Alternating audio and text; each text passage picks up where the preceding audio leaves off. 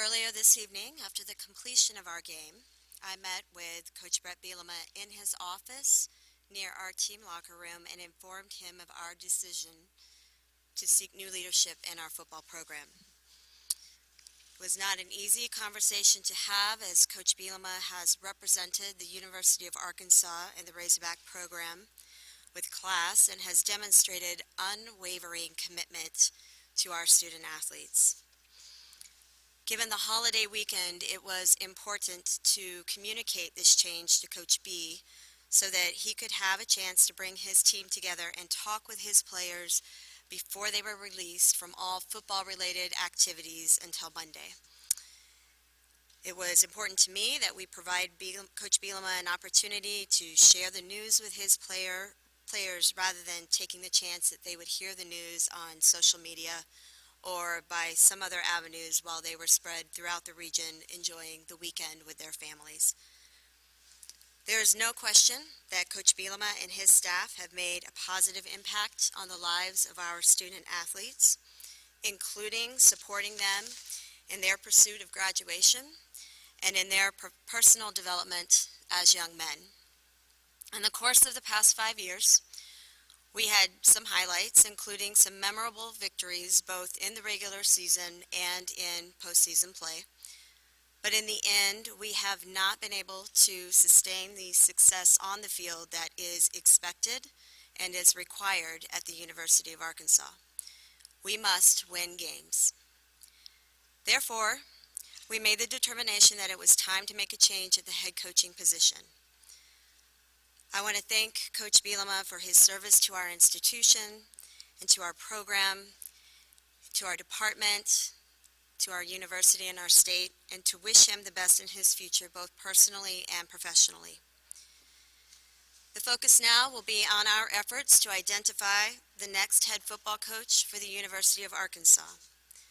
I firmly believe that all we have to offer, including our history and our tradition, our facilities, our passionate fan base, and our ability to compete in the nation's best conference will attract the interest of many top coaches across the country.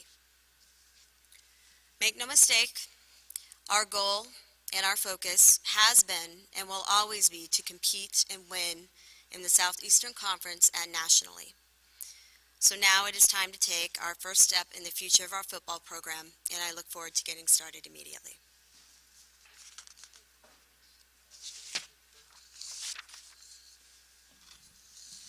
Hey, Julie, two things real quick.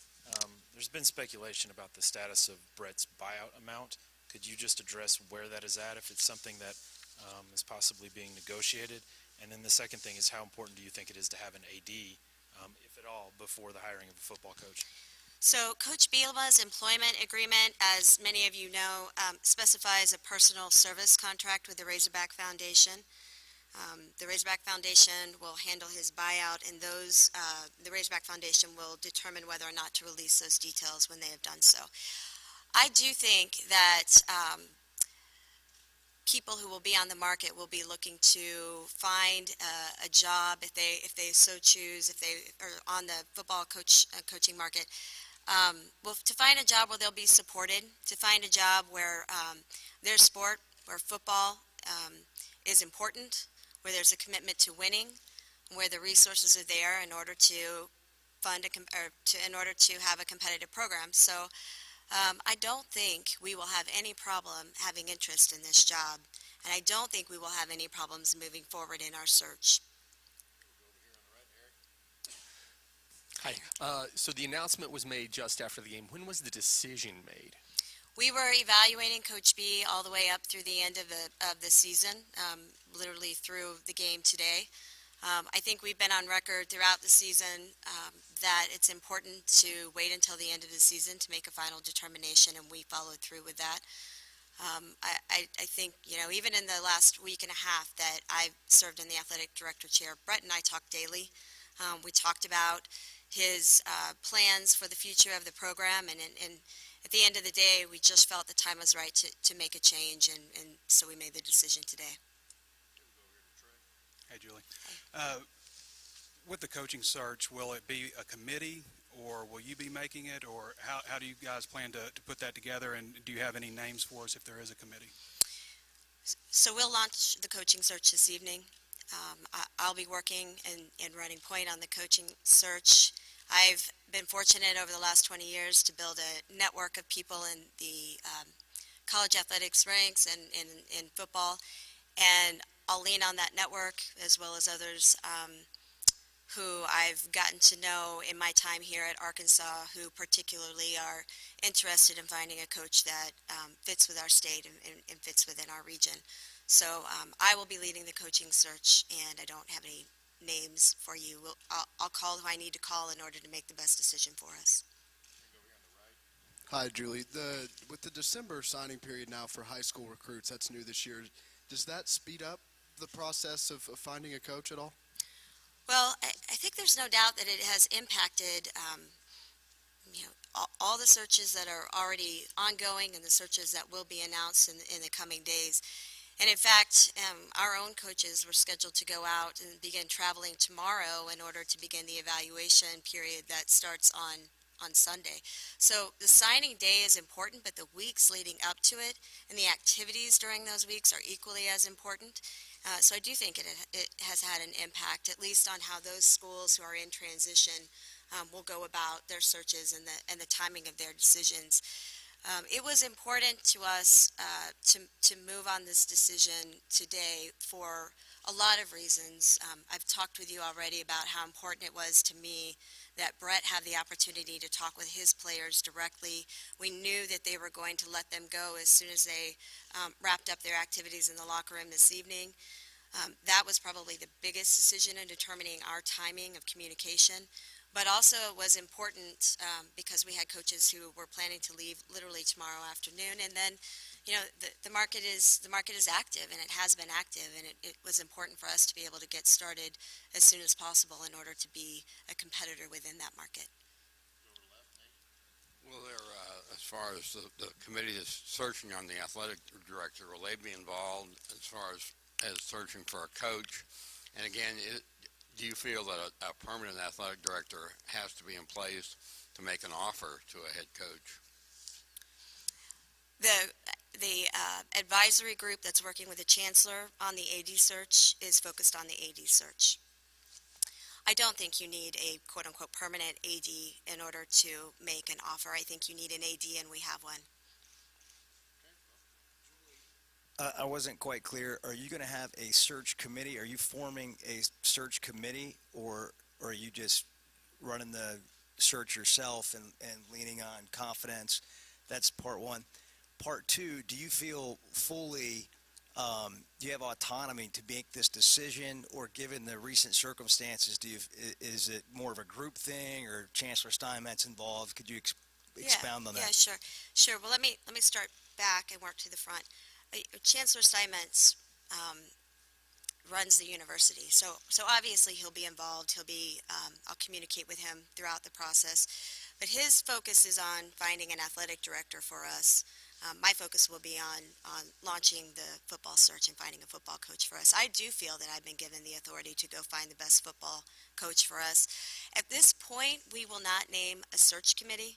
I do think that there will be some key I'd call them advisors, I suppose, that I'll lean on for their insight, particularly as it relates to our state and what can be successful here at Arkansas. But there won't be a formal search committee for this process. Julie, was there any concern for potential criticism? I understand your timeline, but for the appearance of taking the head coach into a side office, I understand about meeting with the players, but just the appearance nationally, as opposed to maybe telling coach before the game or that afternoon? Yeah, I think that's a good question. It's very delicate in order to meet all of these time points. And I think in the decision regarding the timing, candidly, I did what I thought was best for our student athletes. And talking about these things before a game, I don't know that that's any better necessarily than after the game. We were in that game up until the end of the game. And so to have that weighing on someone's mind, I don't know if that's appropriate either. It also was really important to me, Coach B loves his players, and those players love him. And so I knew that speculation and rumors had been going on for weeks. I knew that would only dial up as soon as the game ended. The worst case scenario to me was to have our student athletes out spread all over the region, and and have to learn in a phone call that their coach was leaving. And so once I knew that this was going to be our decision, I thought it was important to move quickly after the game, and so that's why we chose what we did. Julie, with the process after the game, did you have to clear your decision with just Chancellor Steinmetz, or were there more involved? And then secondly, what's the status of a possible interim coach? The I report to the chancellor, and so he and I talked, made the decision, and then I executed it. I have asked Paul Rhodes to serve in the role of interim head coach, and to work with our team in the days leading up to the naming of the successor.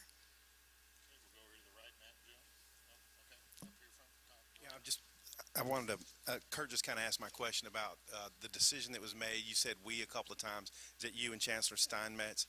Was Bret fired for convenience? Yes, so I made the decision in consultation with Chancellor Steinmetz, so I think it's important to reflect the authority of the university, and he was fired for convenience. What charge have you given Paul Rhodes, and what other members of the coaching staff? Are you full staff at this point? I'll have an opportunity to meet with the staff at 10 o'clock tomorrow morning, and we'll talk then with them. I have had a chance to briefly talk with Coach Rhodes, but I'll get back together with the staff tomorrow morning at 10.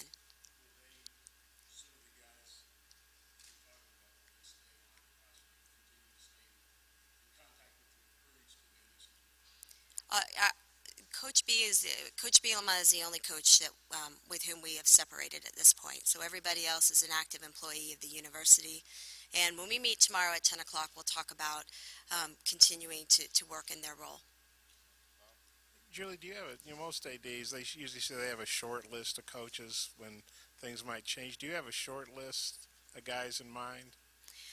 I think it's really important if you're going to be in this role, and I do recognize that this is a relatively short-lived role for me. We're 10 days in, but I think if you're in this role or in the role of a sport administrator in general, it's important to understand who's out there, who the coaches are, who the market is, and I've done that. This is actually not the first football coaching search that I've been involved in, and I did my first one 7 years ago now. So I've been aware of the market for a while, and I'm aware of coaches that I think will be interested in talking with. Time for a couple more. I'm sorry, so I guess that was at Indiana? I was at Indiana. We hired Kevin Wilson, who was the offensive coordinator at Oklahoma at the time. Okay. And just running a simultaneous AD, and I know you said you have the power to hire the coach, but just from the outside looking in, running simultaneous searches just looks kind of odd. Just how do you kind of reconcile that for people? Well, I think it is relatively unprecedented, but these are the circumstances we find ourselves in, and so we'll move forward and make sure that we find the best candidate for each position.